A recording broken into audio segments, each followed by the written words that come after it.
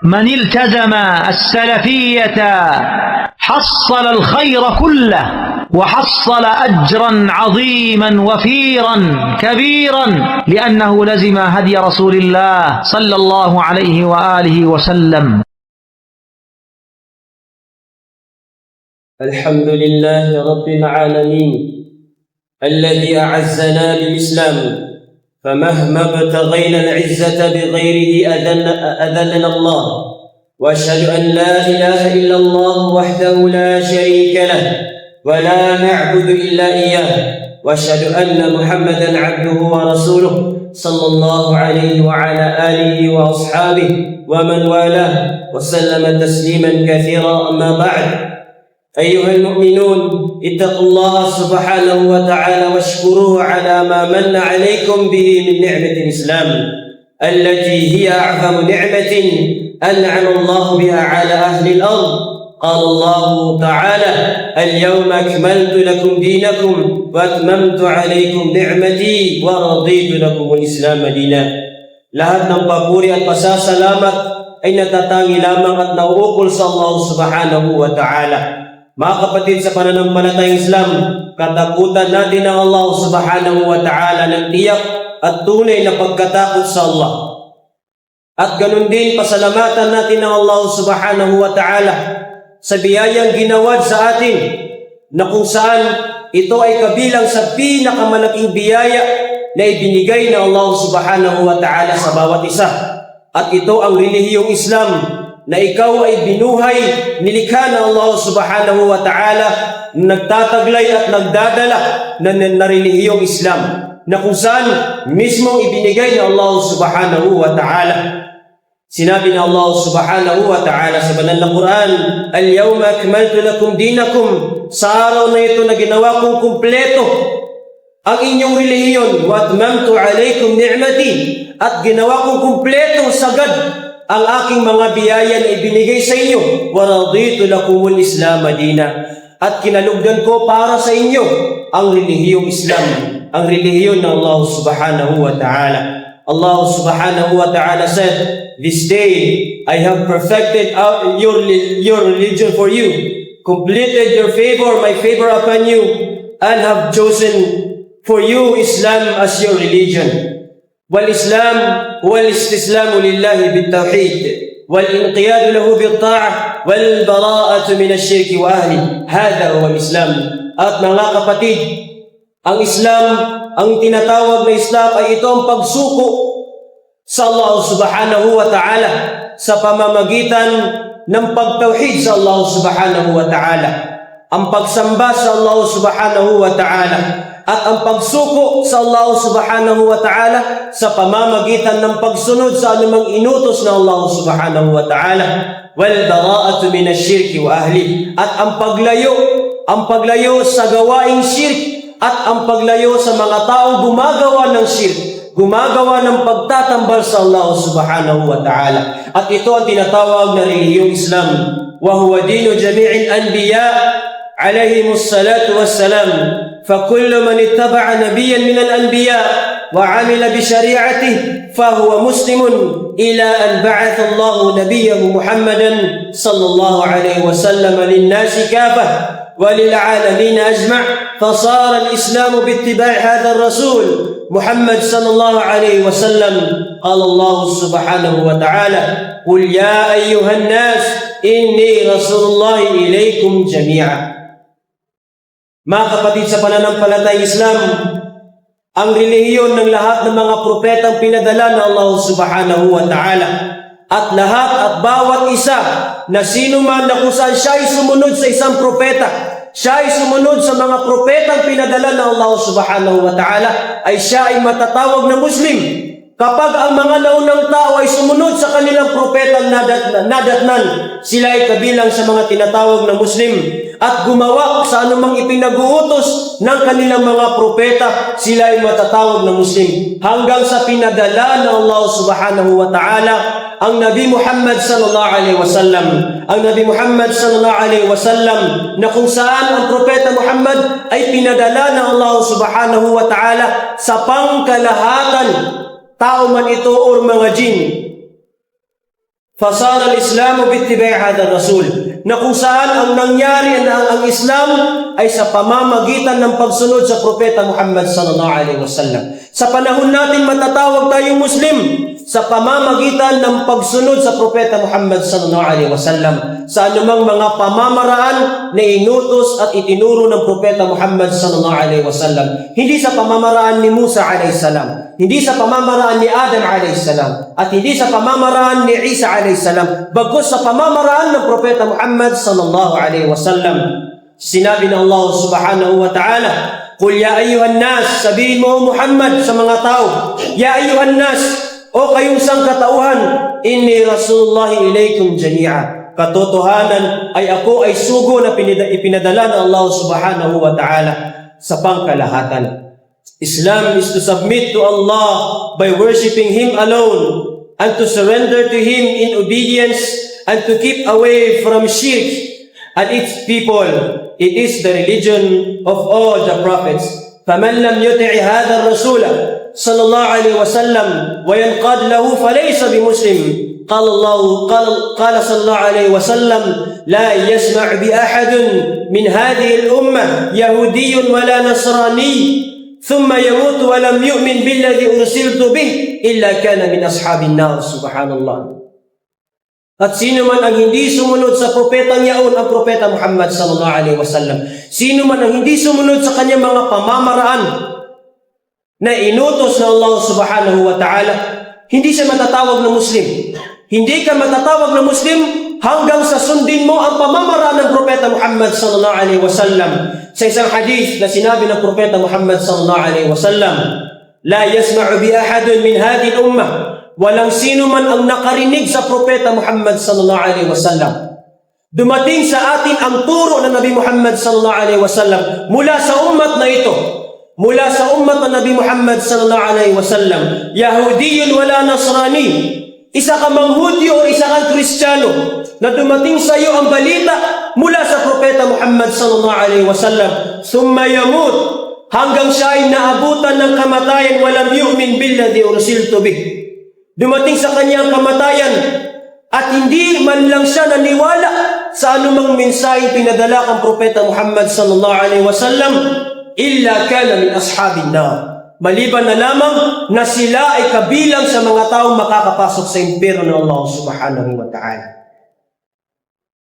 Allah subhanahu wa ta'ala, Allah's Messenger sallallahu alaihi wasallam said, "He who amongst the Jews or Christians hears about me, about the Prophet sallallahu alaihi wasallam, but does not believe in what I have been sent with and dies in this state of disbelief, he shall be one of the people of the hellfire." Subhanallah.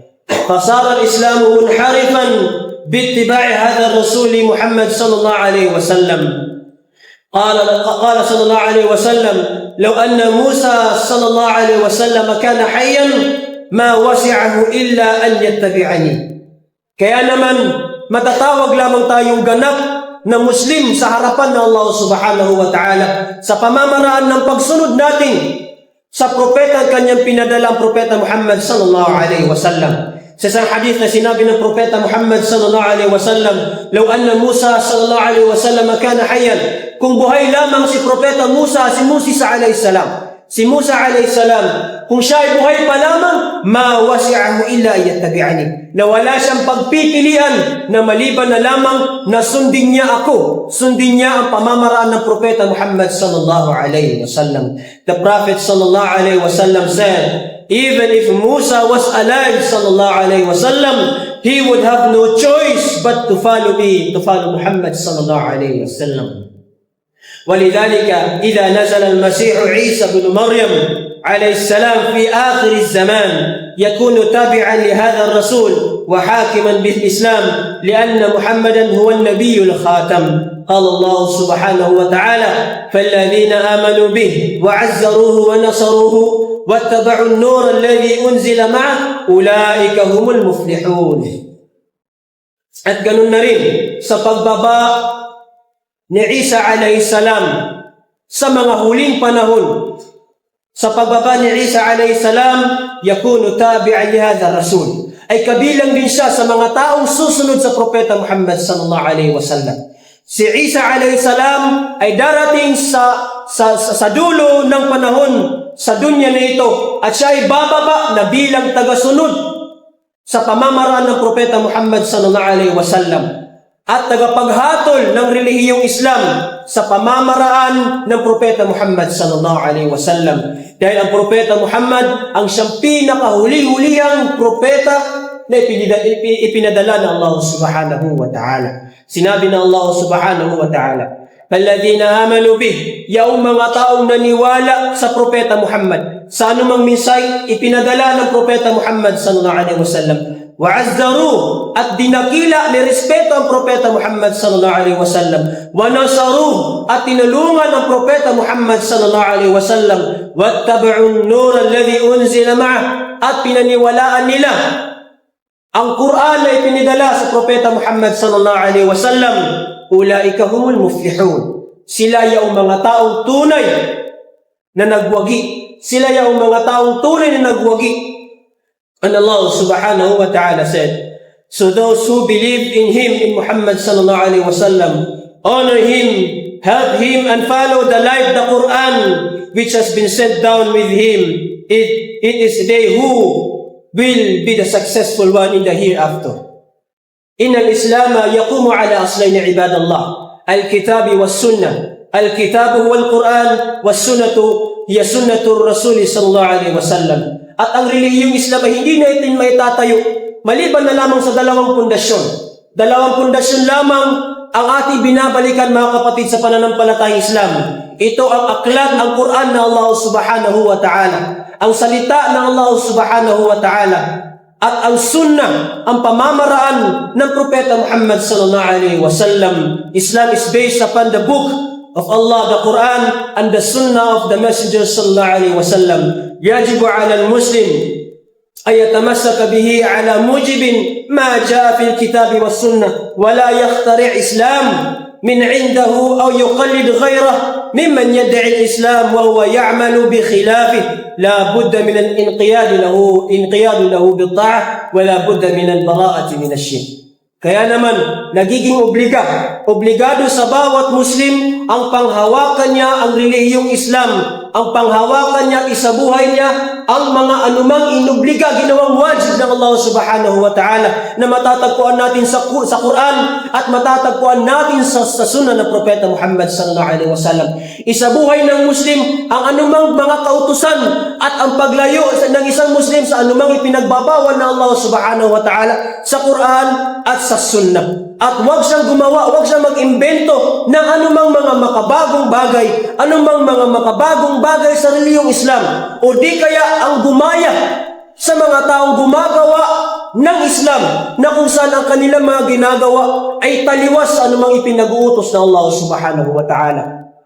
Binagbabawal sa relihiyong Islam ang paggaya sa mga naunang tao sa kanilang mga ginagawa, na kung saan ang kanilang mga ginagawa ay taliwas sa mga ipinag-uutos ng Allah subhanahu wa ta'ala. Kaya't kailangan, mga kapatid, ang pagsuko sa Allah subhanahu wa ta'ala sa pamamagitan ng pagsunod sa anumang ipinag-uutos ng Allah subhanahu wa ta'ala sa Quran at sa sunnah ng Propeta Muhammad sallallahu alaihi wasallam. Wala budda min al-bara'ati min ash-shirk. At kailangan din sa bawat isa ang paglayo sa mga gawaing shirk, ang paglayo sa gawaing pagtatambal sa Allah subhanahu wa ta'ala. Balladhi yaqulu annahu muslim wa yad'u ghayra Allah wa yad'u al-awliya'a was-salihin wal-mauta wa yastaghith bil amwat, hadha laysa bimuslim. At yung mga tao, sinasabi nila, sila ay nagkiklaim na sila ay mga Muslim. Sila ay nagsasabi na sila ay mga Muslim, subalit sila ay nagdudua, humihingi, sila ay sumasamba maliban pa sa Allah subhanahu wa ta'ala. Sila ay humihingi sa mga awliya, yung mga taong namatay na, yung mga mabubuting mga taong namatay na, o di kaya sila ay humihingi ng tulong sa mga patay. Sila ay nagdudua sa mga libingan, wa yastaghith bil amwat, at humihingi ng tulong sa mga patay. Hada laysa muslim. Hindi sila matatawag ng mga Muslim.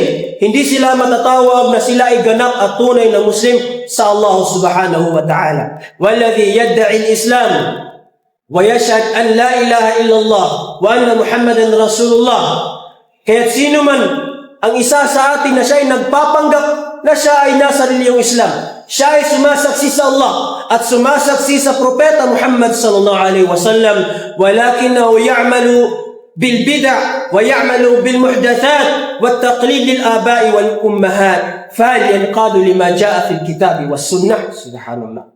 Subalit siya ay sumasaksi sa Allah at sumasaksi sa Propeta Muhammad sallallahu alaihi wasallam. Subalit siya ay gumagawa ng mga bid'a na mga gawain. Siya ay gumagawa ng mga maulidun nabi. Siya ay gumagawa ng mga bagay na hindi mula sa Quran, hindi mula sa sunan ng Propeta Muhammad sallallahu alaihi wasallam. Siya ay humihingi ng tulong sa mga libingan. Siya ay nagduduha sa mga malaika. Siya ay nagduduha sa mga jin. Subhanallah. Hindi tayo matatawag na Muslim. Fahada laysa bi Muslim. Hindi ito tunay na ganap na Muslim. Wat taqlidil aba wal ummahat, at ang paggaya sa ating mga ninuno na kung saan hindi naman mula sa utos ng Allah subhanahu wa ta'ala. Kaya ang tanong, tunay ba na tayo ay tumutugon sa anumang ipinag-uutos ng Allah subhanahu wa ta'ala sa Quran at saka sa Sunnah? Subhanallah. وهذا هو مقتضى شهادة أن لا إله إلا الله وأن محمدا رسول الله. At ito ang ibig sabihin ng pagsasaksi sa Allah subhanahu wa ta'ala at pagsasaksi sa Propeta Muhammad sallallahu alayhi wa sallam. Ibadallah, وهذا الإسلام ينبني على 5 أركان.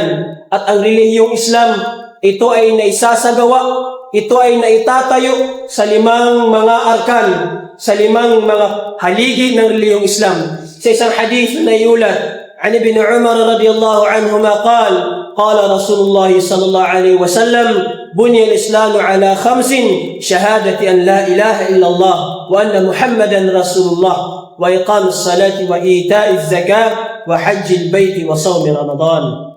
Sinabi ng Propeta Muhammad sallallahu alaihi wasallam na itatayo ang relihiyong Islam sa 5 haligi.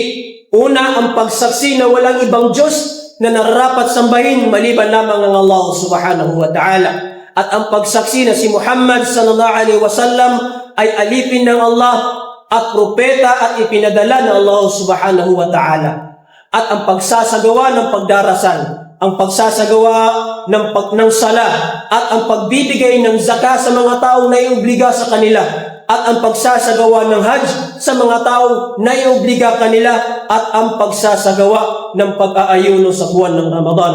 Allah's Messenger sallallahu alaihi wasallam said, Islam is built upon 5: the declaration that there is none worthy of worship except Allah subhanahu wa ta'ala, and that Muhammad sallallahu alaihi wasallam is his servant and messenger, and to establish the prayer, and to pay the zakah, and perform the hajj to the Kaaba, and fasting in the month of Ramadan.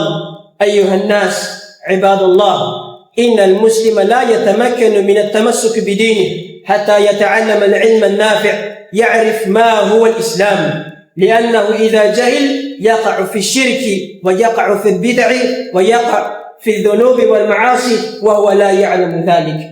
Mga kapatid sa pananampalatayang Islam, walang sino man sa atin ang kaya nating panghawakan ang relihiyong Islam. Walang sino man sa atin ang may kakayanan na kaya niyang panghawakan ang relihiyong Islam maliban na lamang na pag-aralan niya ang relihiyong Islam. Ang pag-aralan niya ang anumang mga bagay-bagay na ipinag-uutos sa Islam. Ang pag-aralan niya ang mga mabubuting kaalaman patungkol sa relihiyong Islam. At para malaman niya kung ano ang tunay na relihiyon ng Allah subhanahu wa ta'ala. Dahil kapag ang isang tao ay naging mangmang sa kanyang relihiyon, siya ay mangmang kulang sa kaalaman patungkol sa relihiyong Islam, katotohanan siya ay mahuhulog sa gawaing pagtatambal sa Allah subhanahu wa ta'ala. Siya ay mahuhulog sa gawaing shirk. Kaya ang mga tao gumagawa ng shirk, isa sa mga dahilan dito ang kanilang kamangmangan, ang kakulangan ng kaalaman sa relihiyong Islam.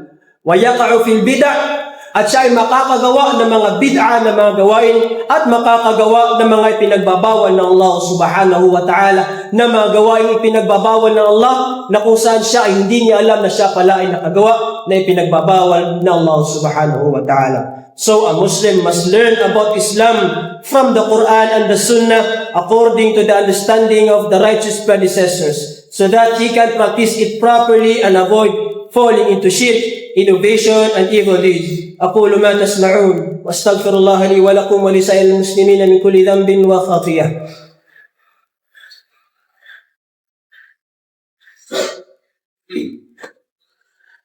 الحمد لله رب العالمين وبه نستعين وعليه نتوكل وبعد. اللهم أعز الإسلام والمسلمين وأذل الشرك والمشركين ودمر أعداءك أعداء الدين وارحم عبادك المؤمنين. اللهم يا حي يا قيوم برحمتك نستغيث. اللهم يا حي يا قيوم برحمتك نستغيث. اللهم يا حي يا قيوم برحمتك نستغيث.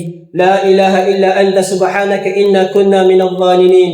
ربنا اغفر لنا ذنوبنا ولوالدينا وارحمنا وارحمهم كما ربونا صغارا. ربنا ظلمنا أنفسنا ظلما كثيرا ولا يغفر الذنوب إلا أنت فاغفر لنا مغفرة من عندك إنك أنت الغفور الرحيم.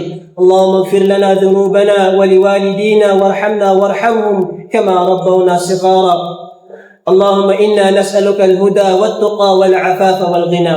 ربنا أرنا الحق حقا وارزقنا اتباعه وأرنا الباطل باطلا وارزقنا اجتنابه. ربنا آتنا في الدنيا حسنة وفي الآخرة حسنة وقنا عذاب النار وقنا عذاب النار وقنا عذاب النار وادخلنا الجنة مع الأبرار برحمتك يا أرحم الراحمين. وآخر دعوانا أن الحمد لله رب العالمين.